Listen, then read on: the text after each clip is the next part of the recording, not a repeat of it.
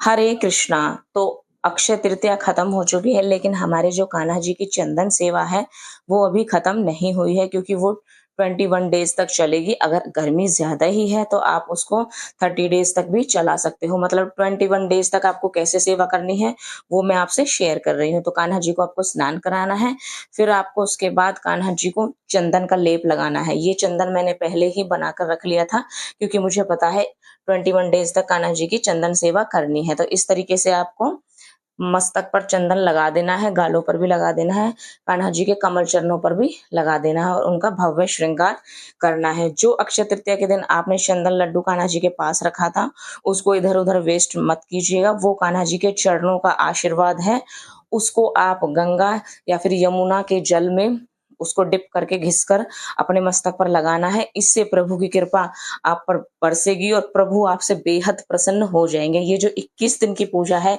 ये बहुत महत्वपूर्ण मानी गई है। आपको कलावे की जोत लेनी है जैसे मैंने ली है, और उस जोत में थोड़ी सी हल्दी, चावल और तिल आपको 21 दिन डालने हैं। अगर बीच में एकादशी आ जाए तो आप चावलों को स्किप कर दीजिएगा। इस तरीके से आपको पूजा की जो थाली है वो सजानी है और अपने कान्हा जी की पूजा आरती 21 डेज तक आपको करनी है। 21 दिन की पूजा अगर आप रेगुलर कर पाते हैं तो आप देखेंगे कि प्रभु आपसे कितने खुश हो गए हैं।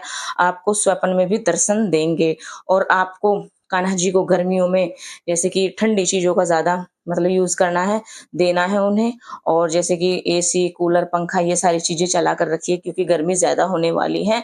और अपने कान्हा जी को ठंडी ठंडी चीजों का मतलब भोग लगाना है। जल है, मटके में रख सकते हो आप जल। जल को बार बार आपको कान्हा जी को पिलाना है और उनके वस्त्र भी हल्के करने हैं और सूती कपड़ों का धारण करवाने हैं।